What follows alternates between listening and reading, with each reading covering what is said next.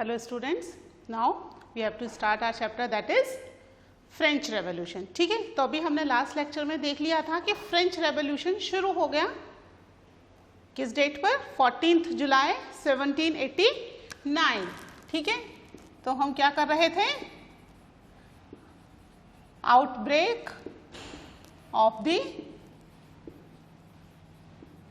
Revolution, है ना. Revolution कैसे शुरू हुआ ये देख रहे थे. जो किंग ने मीटिंग बुलाई, third state walkout from that meeting on 5 मई 1789. फिर नेशनल असेंबली बनी 20 जून 1789 और 14 जुलाई को फर्स्ट टाइम फ्रांस में एक रिवोल्ट हुआ. ठीक है, क्यों हुआ? Because of the food. ठीक है, फूड की कमी थी, शॉपकीपर ने सप्लाई होल्ड कर दी और एंगर्ड वुमन, बेसिकली उसने वुमन चाहता थी, अपनी फैमिली के लिए फूड लेने आई थी ना, तो वुमन वर मोर. ठीक है, तो 14 जुलाई 1789. ठीक है, this was one of the important date of the French revolution. क्या हुआ था इस दिन? The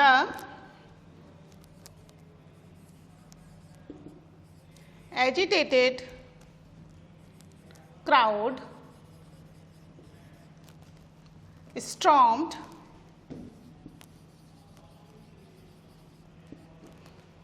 and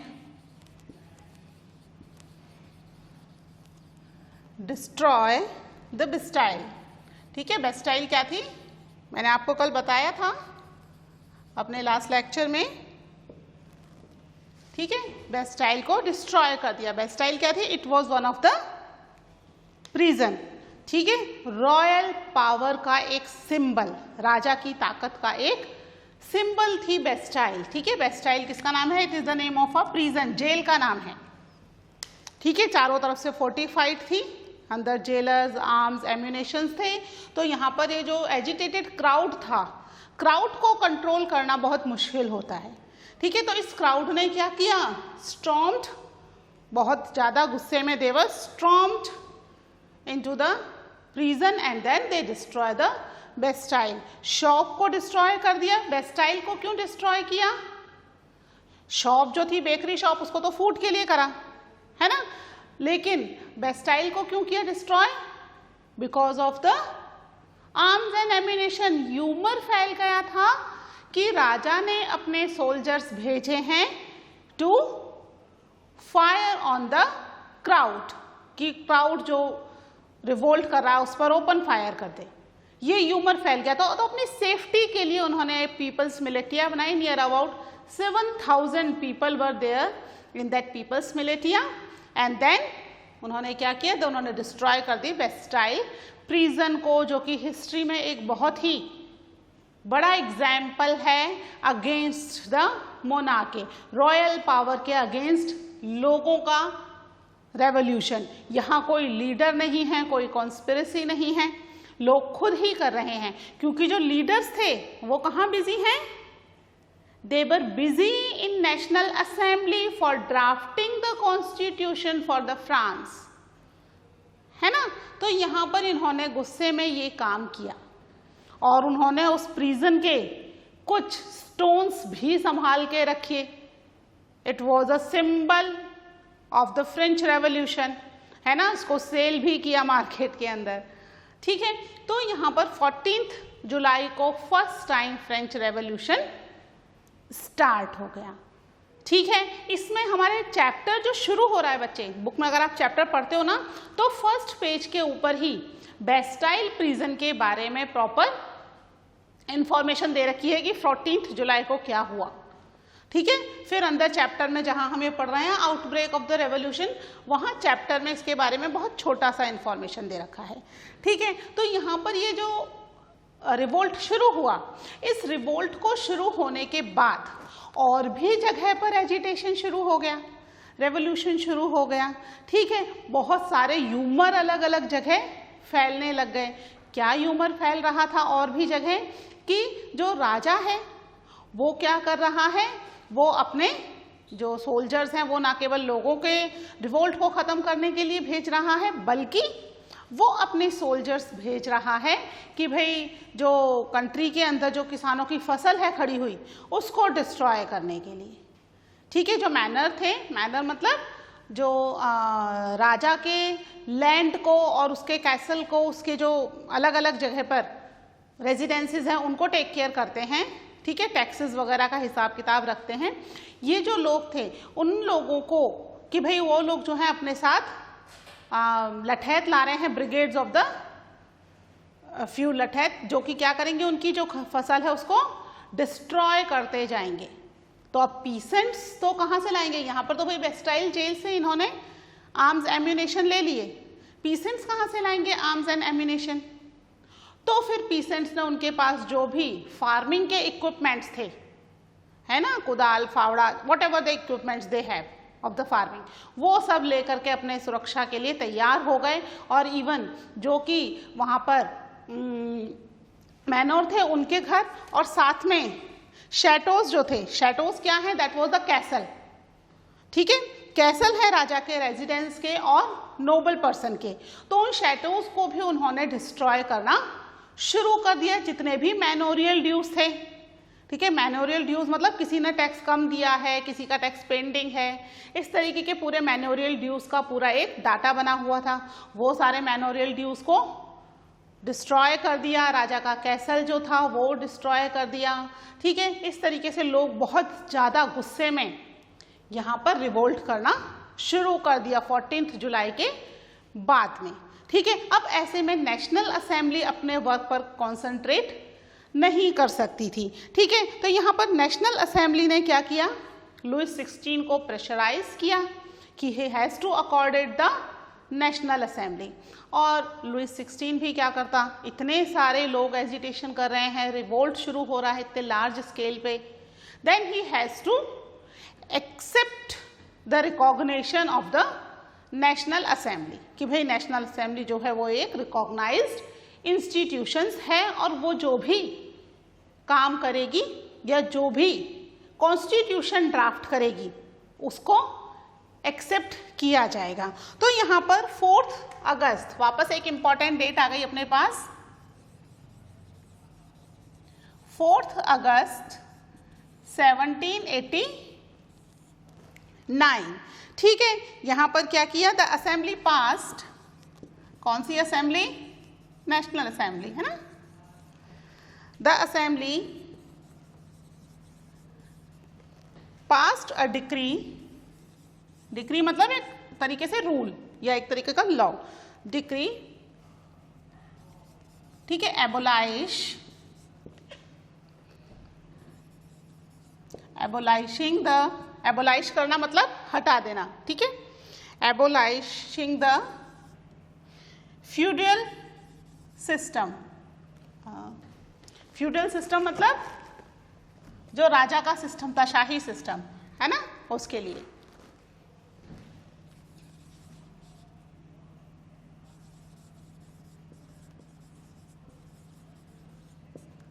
feudal system of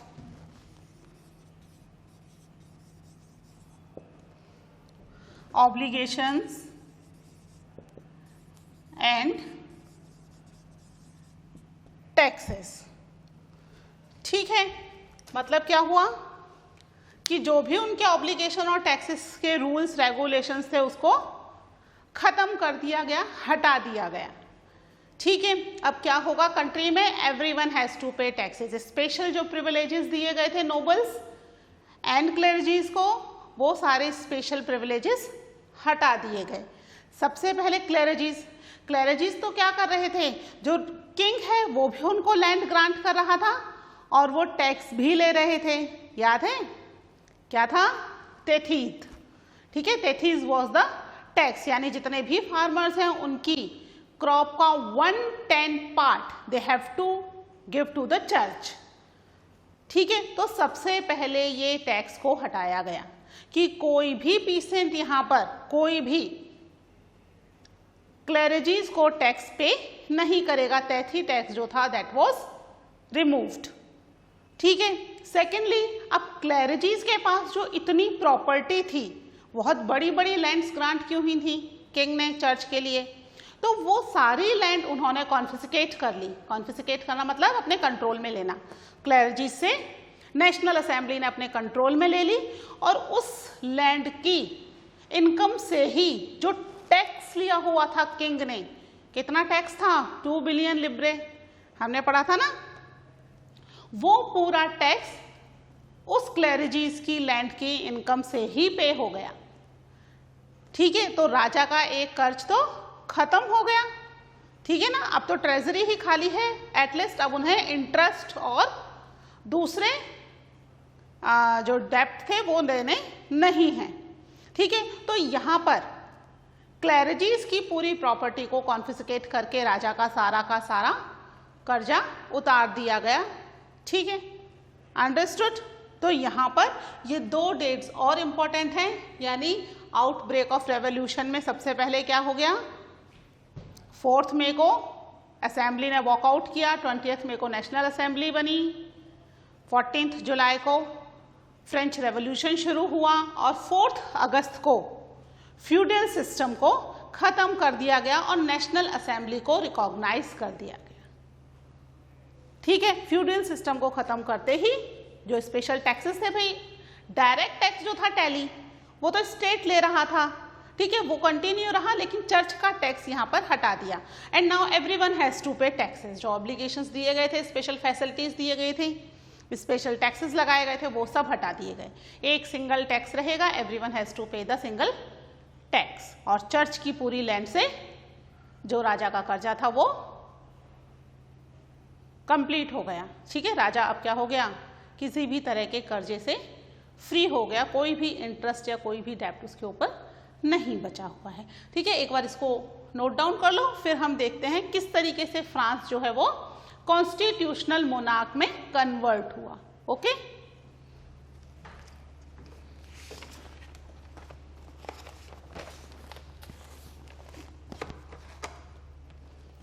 ठीक है, इसको रब कर रही हूं मैं। अब यहां पर फ्रांस जो था, इतनी जल्दी तो उसका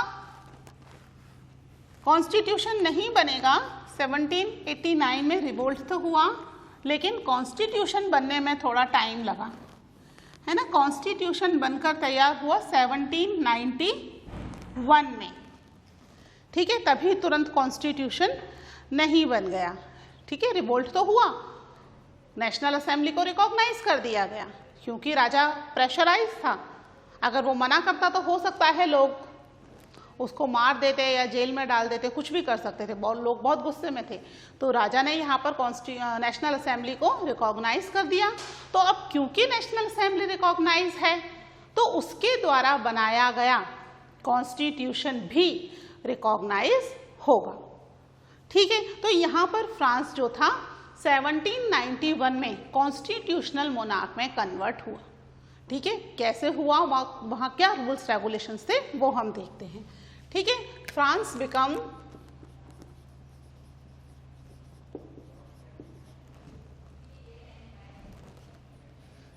becomes a constitutional monarch। ठीक है, क्योंकि राजा ने क्या कर दिया है, उनको सपोर्ट किया है, तो राजा को हटाया नहीं जाएगा। कॉन्स्टिट्यूशन तो रहेगा, रूल राजा ही करेगा, लेकिन रूल किसका रहेगा? राजा के नाम पर कॉन्स्टिट्यूशन का रूल रहेगा। ठीक है, यहाँ पर नेशनल असेंबली ने अपना जो कॉन्स्टिट्यूशन था वो कंप्लीट कर दिया 1791 में, और यहाँ पर मोनार्क की जो पावर्स थी उसको लिमिट कर दिया गया। मतलब बहुत ज़्यादा जो एक्सट्रीम पावर्स थी, कुछ भी राजा कर रहा था, ठीक है, उन सब चीज़ को लिमिट कर दिया गया कि भाई राजा जो है उसके पास लिमिटेड पावर रहेगी। कुछ स्पेशल पावर्स थी, उसके अलावा सारी पावर्स जो किसके पास हैं वो कॉन्स्टिट्यूशन के अकॉर्डिंग नेशनल असेंबली के पास रहेगी। साथ में जो प्रिविलेजेस दिए गए थे वो प्रिविलेजेस हटा दिए गए। ठीक है, सबके लिए एक सिंगल टैक्स था। ठीक है, यहाँ पर जो थे डिफरेंट इंस्टीट्यूशन बनाए गए डिफरेंट वर्क के लिए, लेजिस्लेचर, एग्जीक्यूटिव एंड जुडिशरी। अभी प्रेजेंट में भी ऐसे ही चल रहा है, उस समय नहीं था। उस समय it was a new concept, एकदम नई चीज थी। ठीक है, अभी तक तो राजा ही एग्जीक्यूटिव था, राजा ही लेजिस्लेचर था और राजा ही जुडिशरी था। अब तीनों इंस्टीट्यूशन में अलग अलग डिवाइड कर दिए गई पावर्स और उनके वर्क भी अलग अलग थे। ठीक है, तो यहाँ पर ये कर दिया गया। साथ में नेशनल असेंबली जो थी उसको भी कुछ पावर्स दी गई। किस तरीके से नेशनल असेंबली इलेक्ट होगी, उसके मेंबर्स इलेक्ट होंगे, इसके लिए भी कुछ रूल्स रेगुलेशंस बनाए गए। क्या किया गया देख लेते हैं। The national assembly, sorry,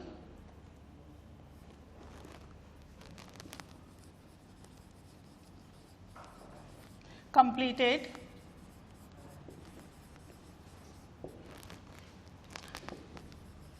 the draft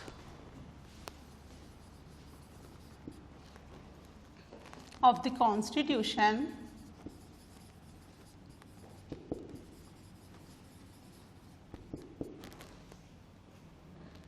in 1791। ठीक है, क्या किया इसमें, क्या था इट्स मेन ऑब्जेक्टिव, क्या था इसका, it's main object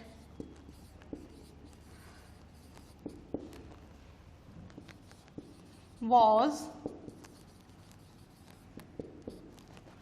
to limit the powers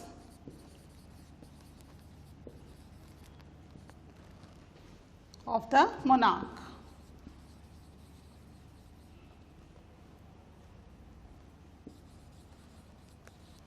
ठीक है, मोनार्क की पावर्स को लिमिट कर दिया गया। इसके अलावा the powers were now separated and assigned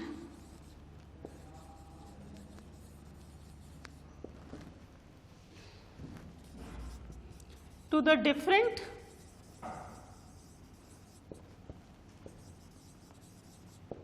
institution. कौन सी इंस्टीट्यूशन,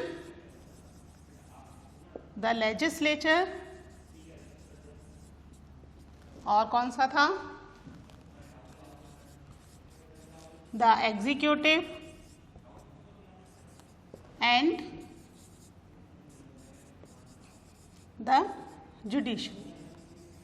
इनको पावर्स दे दी गई, यानी पावर जो थी अब सेपरेट कर दी गई। पहले पावर सेपरेट थी क्या, नहीं, पहले पावर सेपरेट नहीं थी। All powers lie in the hand of the king only. Monarch ही सारा डिसीजन लेते थे। ठीक है, इन्हें नोट करो, फिर हम देखते हैं 1791 जो कॉन्स्टिट्यूशन ड्राफ्ट हुआ, इसमें क्या और स्पेशलिटी थी। ठीक है, write down these points.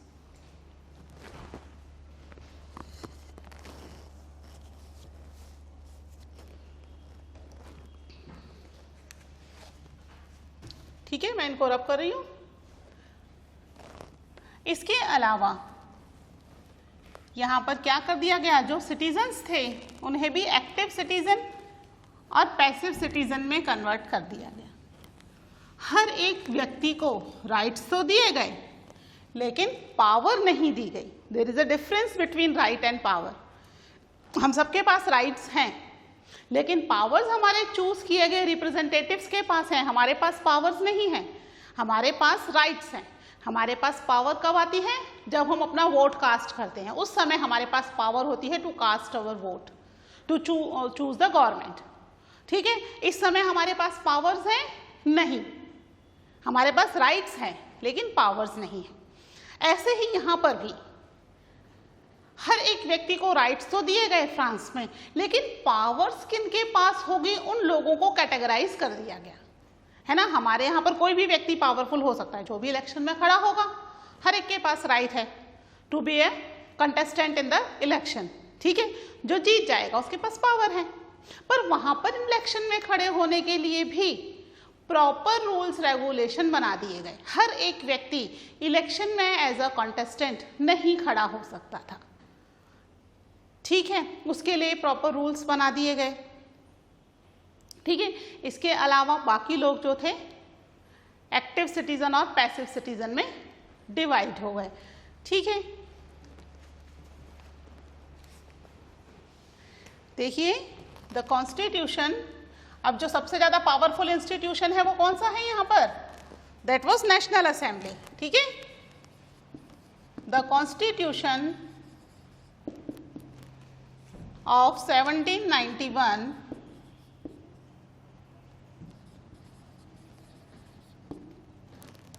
vested the power to make laws in the national assembly. ठीक है, जो नेशनल असेंबली ने लॉज बनाए थे उसके हिसाब से ही कंट्री रन करेगी। विच वॉज, उनको किसी ने इलेक्ट किया था क्या, नहीं किया था ना, अपनी मर्जी से नेशनल असेंबली बनाई थी, देखा था ना हमने 20 जून 1789 को। ठीक है, तो विच वॉज इनडायरेक्टली इलेक्टेड।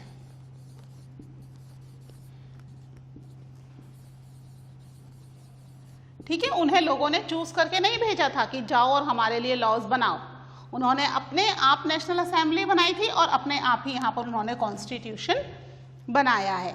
ठीक है, तो वो नेशनल असेंबली कैसी थी, विच वॉज इनडायरेक्टली इलेक्टेड। ठीक है, फिर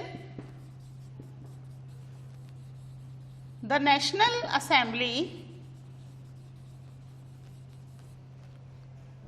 was elected by a group of electors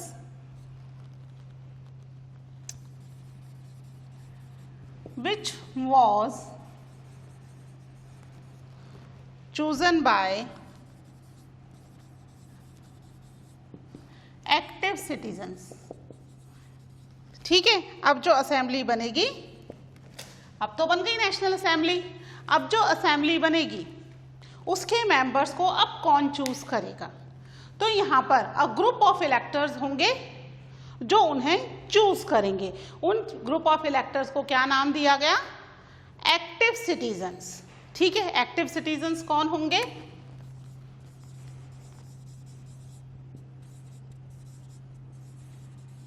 active citizens की भी प्रॉपर डेफिनेशन दे दी गई, कौन होंगे एक्टिव सिटीजन, हर एक व्यक्ति नहीं होगा। ठीक है, यहां पर होंगे active citizens only man above 25 years. दो कंडीशन हो गई, मैन होना चाहिए, एज होनी चाहिए अबव 25 ईयर्स। तीसरी कंडीशन क्या हो गई, who paid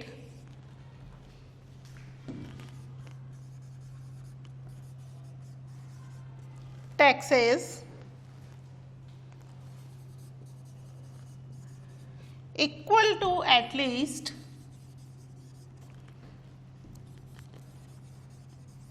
3 days of a